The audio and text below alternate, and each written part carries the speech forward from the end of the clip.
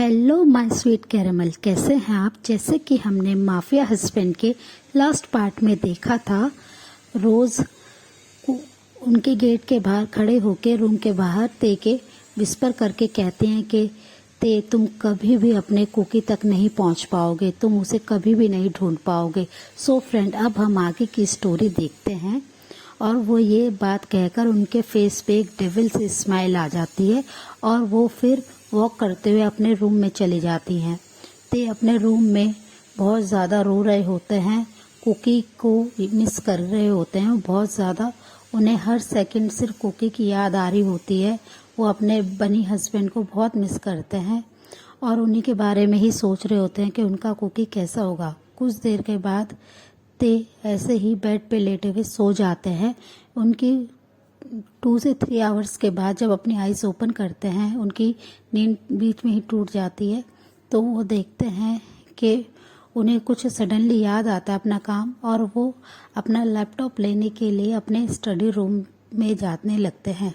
जब वो अपने स्टडी रूम की तरफ जा रहे होते हैं तो वो रोज़ के रूम में से कुछ आवाज़ें सुनते हैं। तो उन्हें वो फॉलो करते हुए रोज़ के रूम के बाहर आ जाते हैं और वो वहाँ पे खड़े होकर सुनने लगते हैं।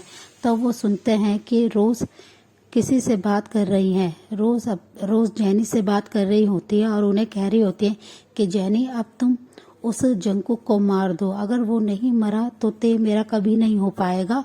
वो ऐसे ही पागलों की तरह सिर्फ अपने हस्बैंड को ढूंढता रहेगा और अगर एक बार वो मर गया तो वो कितना भी सर्च कर ले वो उसे नहीं मिल पाएगा। तो उसके फैमिली के प्रेशर की वजह से उसे एक ना एक दिन मुझसे शादी करनी होगी। और वो ये कहकर जैनी से बात कर रही होती है और वो काफ़ी स्माइल कर रही होती है, हंस रही होती है।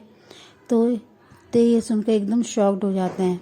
रोज़ अपनी बात को कंप्लीट करके जैसे ही फ़ोन को कट करती हैं, वो टर्न होती है तो उनके सामने ते खड़े होते हैं, जिन्हें देख के वो काफ़ी ज़्यादा शॉक्ड हो जाती हैं कि ते उनके इतने पास खड़े हैं और उन्होंने शायद उनकी सारी बातें सुन ली हैं।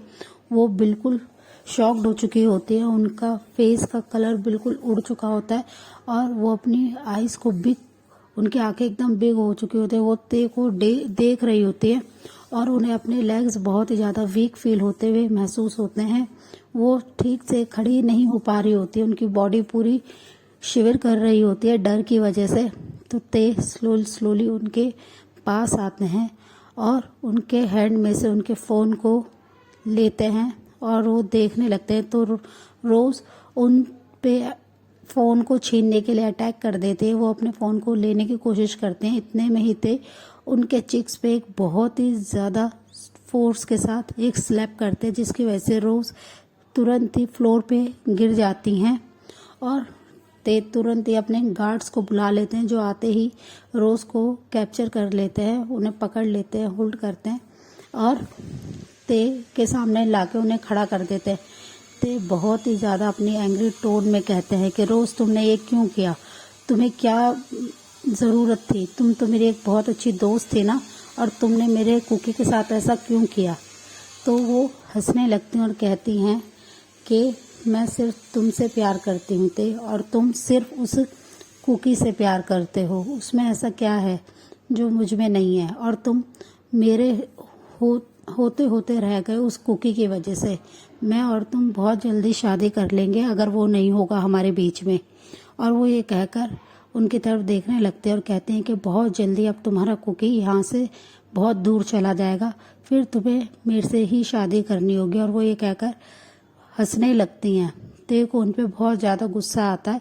वो अपने गन को निकाल के रोज़ के फोरहेड पे पॉइंट आउट करते हैं, पर रोज़ बिल्कुल भी नहीं डर रही होती हैं और वो कहते हैं कि बहुत जल्दी अब तुम्हारा कुकी इस वर्ल्ड को बाय कह के चला जाएगा और तुम उसे कभी नहीं देख पाओगे। वो ये कह ही रही होती है।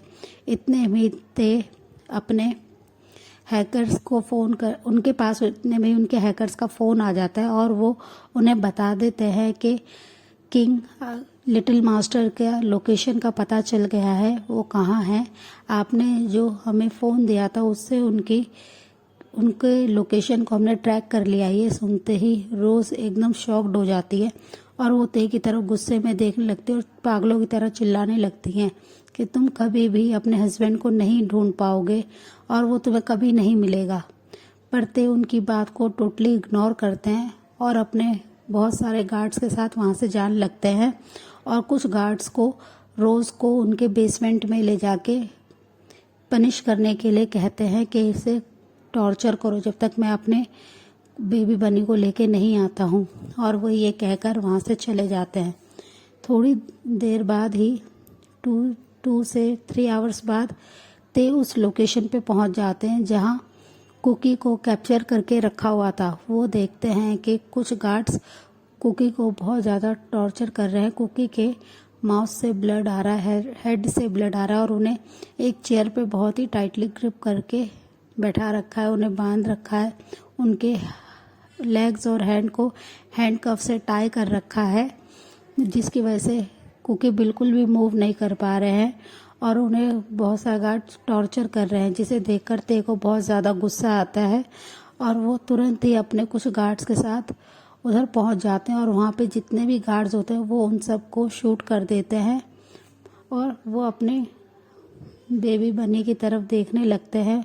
उनका हस्बैंड अनकॉन्शियस है और जिसकी बॉडी पे बहुत ज़्यादा ब्रूसेस के मार्क हैं, उन्हें बहुत ज़्यादा टॉर्चर करा गया है।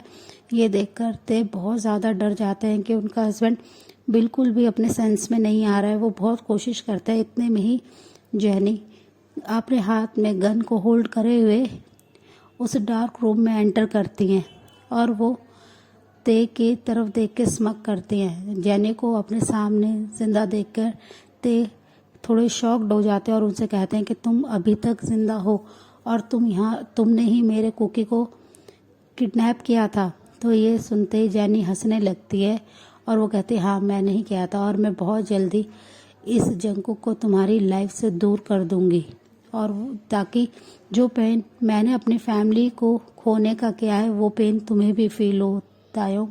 और वो ये कहकर उनकी तरफ बहुत ही गुस्से में देखने लगती है। तभी एक बुलेट की साउंड आती है, गन की साउंड आती है, तो सब लोग डर जाते हैं कि कहीं ते को तो नहीं गोली लग गई, उनके माफिया किंग को तो नहीं बुलेट लग गई।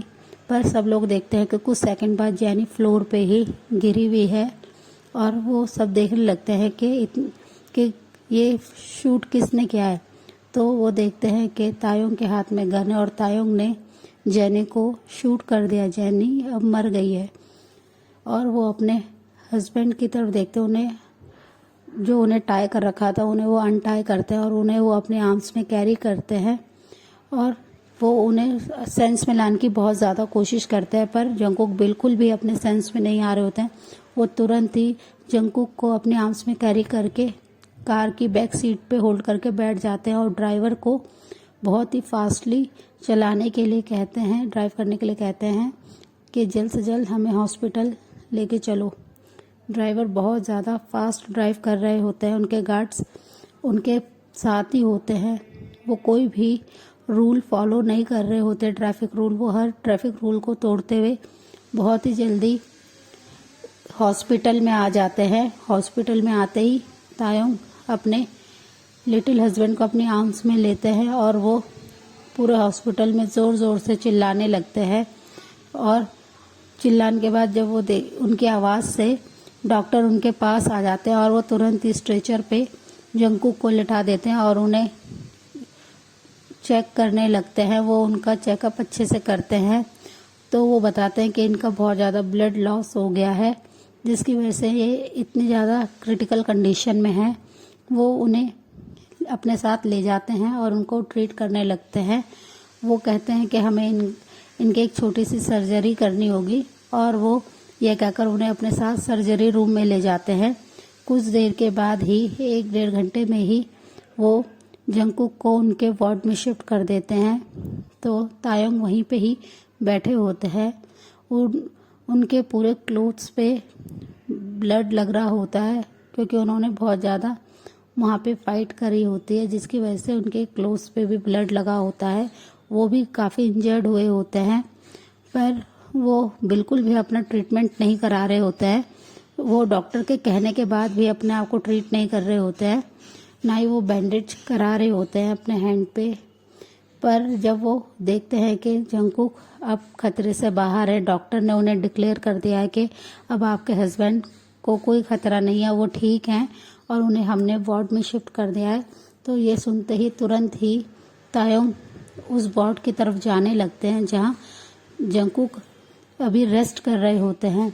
वो जाके अपने बेबी बनी को उठाने की कोशिश करते हैं, पर उनके हस्बैंड अभी भी अपनी आइज़ को क्लोज करे हुए होते हैं। तो डॉक्टर उनसे कहते हैं कि ये अभी ठीक हैं, खतरे से बाहर हैं, अभी हमने इन्हें रेस्ट के लिए नींद का इंजेक्शन दे रखा है, ये 3 आवर्स के बाद अपने आप होश में आ जाएंगे, आपको इतना पैनिक करने की कोई ज़रूरत नहीं है किंग, और आपके हस्बैंड अब ठीक हैं। ये सुनकर तायोंग के फेस पे एक छोटी सी स्माइल आती है लिप्स के कॉर्नर में, और वो डॉक्टर को थैंक यू कह के वहाँ से जाने के लिए कहते हैं। तायोंग 1 सेकंड के लिए भी जंगकुक के हैंड को अपने हैंड से अलग नहीं करते हैं। वो पूरे टाइम जंगकुक के बेड के पास ही बैठे रहते हैं, उनके हैंड को टाइटली होल्ड करके, और वो उनके होश में आने का वेट कर रहे होते हैं कि कब जंगकुक अपने सेंस में आएंगे।